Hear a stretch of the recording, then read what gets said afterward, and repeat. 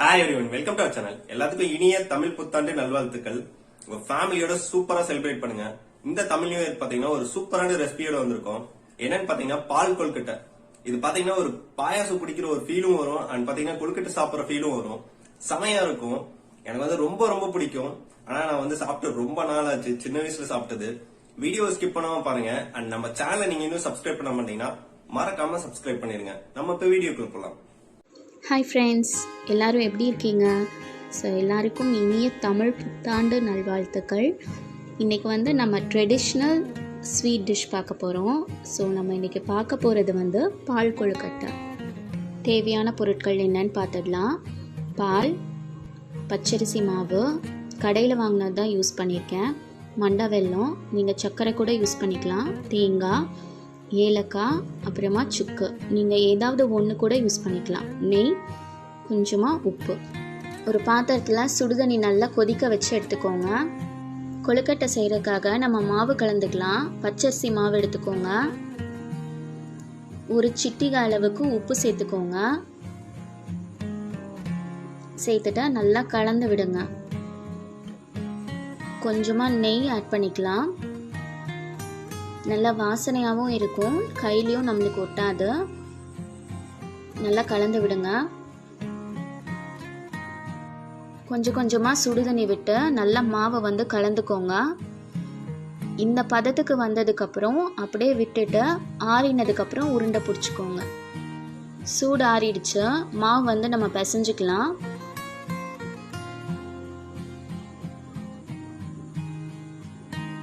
மாவு வந்து உருட்டிக்கலாம். இந்த மாதிரி சின்ன சைஸாக உருட்டினா போதும், பெருசாக உருட்டினா நம்மளுக்கு டேஸ்ட்டாக இருக்காது. ஸோ கொஞ்சம் கொஞ்சமாக மாவு எடுத்து சின்ன சின்ன உருண்டைகளாக நம்ம வந்து உருட்டி வச்சுக்கலாம். சில பேர் வந்து நீல வாக்கில் உருட்டுவாங்க கொழுக்கட்டைக்கு. இந்த மாதிரி எல்லா மாவையும் நம்ம வந்து கொழுக்கட்டைகளாக உருட்டிட்டோம். ஒன்று வந்து ரவுண்ட் ஷேப்பு, இன்னொன்று வந்து நீளமாக உருட்டியிருக்கேன். உங்களுக்கு எது கம்ஃபர்டபுளாக இருக்கோ நீங்கள் அந்த மாதிரி பண்ணிக்கோங்க. தேங்காய் பால் எடுக்கிறதுக்காக நான் வந்து தேங்காய் மிக்ஸி ஜாரில் எடுத்திருக்கேன். கொஞ்சமாக தண்ணி ஆட் பண்ணிவிட்டு நம்ம நல்லா அரைச்சி எடுத்துக்கலாம். தேங்காய் நம்ம நல்லா அரைச்சிட்டோம். இப்போ நம்ம தேங்காய் பால் எடுத்துடலாம். ஒரு வெள்ளை துணி எடுத்துக்கோங்க. இந்த மாதிரி பவுலில் வந்து மேலே இப்படி போட்டுட்டு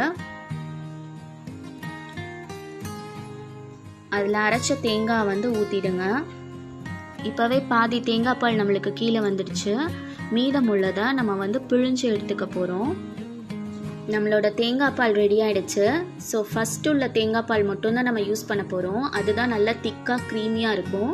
கொஞ்சம் தேங்காய் கூட நான் துருவி வச்சுருக்கேன். பாத்திரத்தில் வந்து நான் பால் எடுத்திருக்கேன். கொஞ்சமாக தண்ணி சேர்த்து கொதிக்க விடுங்க. வெறும் பாலில் நம்ம வந்து கொழுக்கட்டை போட்டு வேக வச்சோம்னா சரியாக வேகாது. கொஞ்சமாக தண்ணி சேர்த்துக்கிட்டோம்னா நல்லா வெந்துடும். பால் கொதிக்கிறதுக்குள்ளே நம்ம வந்து பாகு ரெடி பண்ணிடலாம். ஸோ மண்டை வெல்லம் வந்து நல்லா தட்டி வச்சுருக்கேன், அதை எடுத்துக்கோங்க ஒரு பாத்திரத்தில். கொஞ்சமாக தண்ணி சேர்த்துக்கிட்டு நல்லா கொதிக்க விடுங்க. நல்லா கலந்து விடுங்க. வெல்லம் வந்து ஃபுல்லாக கரையணும். சுக்கு, ஏலக்காய் ரெண்டத்தையும் வந்து மிக்ஸி ஜாரில் போட்டு நான் பொடிச்சு வச்சுருக்கேன். வெள்ளைப்பாகில் நம்ம பொடிச்சு வச்ச சுக்கு, ஏலக்காய் பொடியை வந்து சேர்த்துக்கோங்க. சேர்த்துட்டு நல்லா கலந்து விடுங்க. நல்லா கொதிக்கும் போது அதோட ஃப்ளேவரும் அதில் வந்து சேர்ந்துடும். வெள்ளைப்பாகு நல்லா கொதிச்சு வருது. ஸோ வெல்லம் ஃபுல்லாக கரைஞ்சிருச்சு நம்மளுக்கு. இப்போ வந்து ஸ்டவ் ஆஃப் பண்ணிடலாம். வெள்ளைப்பாகு வந்து வடிகட்டி எடுத்துக்கலாம். நம்ம ஏன் இப்படி பண்ணுறோன்னா வெள்ளத்தில் எப்படி இருந்தாலும் தூசி இருக்கும். ஸோ இப்படி பண்ணுறனால அது வந்து கிளியர் ஆகிடும். நல்லா வடிகட்டிட்டோம். ஸோ நம்மளோட பாகு வந்து ரெடி. பால் நம்மளுக்கு நல்லா கொதிச்சிருச்சு. இப்போ வந்து கொழுக்கட்டைகளை நம்ம வந்து ஆட் பண்ணிக்கலாம். ஒவ்வொன்றா சேர்த்துக்கோங்க, ஒரேடியாக போட்டுறக்கூடாது. அதே மாதிரி போட்டோன்னா கிளறக்கூடாது. 5 நிமிஷம் நல்லா வேக விட்டுட்டு அப்புறமா கிளறணும். 5 நிமிஷத்துக்கு அப்புறமா லைட்டாக மிக்ஸ் பண்ணி விடுங்க. ஸோ கொழுக்கட்டைங்க வந்து ஒரு 12லேருந்து 15 நிமிஷம்தான் நல்லா வெந்துடும். அதுக்கு மேலே வச்ச கல் மாதிரி ஆகிடும். 10 நிமிஷம் ஆயிடுச்சு. ஸோ நல்லா மிக்ஸ் பண்ணி விடுங்க. இப்போது கொழுக்கட்டை ஓரளவுக்கு நல்லா வெந்துடுச்சு. இந்த சமயத்தில் வந்து நம்ம தேங்காய் பால் வந்து சேர்த்துக்கலாம். சேர்த்துட்டு நல்லா மிக்ஸ் பண்ணி விடுங்க. தேங்காய் பால் சேர்த்து ஒரு கொதி வந்ததுக்கு அப்புறமா நம்ம வந்து வெள்ளைப்பாகு வந்து சேர்த்துடலாம். கொஞ்சமாக நெய் எடுத்திருக்கேன். துருவின தேங்காய் வந்து அதில் வறுத்து எடுத்துக்கலாம். தேங்காய் வந்து நம்ம வறுத்துட்டோம். கடைசியாக பால் கொழுக்கட்டையில் இதை சேர்த்தோம்னா நல்லா வாசனையாகவும் க்ரன்ச்சியாகவும் இருக்கும். நெய்யில் வறுத்த தேங்காய் சேர்த்துக்கோங்க. சேர்த்துட்டு சுட சுட பால் கொழுக்கட்டை வந்து சர்வ் பண்ணுங்கள்.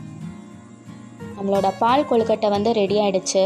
அம்மா எங்களுக்கு சின்ன வயசில் பண்ணி கொடுப்பாங்க. சுக்கு பாலுன்னு கூட இதை சொல்லுவாங்க. இது இந்த மாதிரி தண்ணியாக தான் இருக்கணும். ஒருவேளை உங்களுக்கு கெட்டியாக வேணும்னு நினச்சிங்கன்னா பால் கொதிக்கும் போதே ஒரு 2 டீஸ்பூன் பச்சரிசி மாவு தண்ணியில் கலந்து சேர்த்துக்கோங்க. ஆனால் இது இப்படி இருந்தால் தான் டேஸ்ட்டாக இருக்கும். ஸோ நம்மளோட ட்ரெடிஷ்னல் ஹெல்தி ஸ்வீட் ரெசிபி பால் கொழுக்கட்டை நீங்களும் வீட்டில் ட்ரை பண்ணி பாருங்கள். எப்படி இருக்குன்னு எனக்கு கமெண்ட்டில் போஸ்ட் பண்ணுங்கள். தேங்க்யூ. வீடியோ பார்த்துருப்பீங்க, கண்டிப்பா உங்களுக்கு பிடிச்சிருக்கும்னு நினைக்கிறேன். உங்க வீட்ல ட்ரை பண்ணி பாருங்க. ட்ரை பண்ணிட்டு எப்படி வந்திருக்கு அப்படிங்கறத கமெண்ட் செக்ஷன்ல மறக்காம பதிவு பண்ணுங்க. அண்ட் நம்ம சேனல்ல ஏதாவது டிஃபரெண்டான ரெசிபி இல்ல டிஃபரெண்டான கண்டென்ட் போடணும் அப்படின்னாலும் அதே கமெண்ட் செக்ஷன்ல பதிவு பண்ணுங்க. அண்ட் இந்த வீடியோ உங்களுக்கு ரொம்ப பிடிச்சிருந்துச்சு அப்படின்னா லைக் பண்ணுங்க. உங்க ஃப்ரெண்ட்ஸ் அண்ட் ஃபேமிலிஸோட மறக்காம ஷேர் பண்ணுங்க. நான் இன்னொரு வீடியோல உங்களை மீட் பண்றேன். தேங்க்யூ.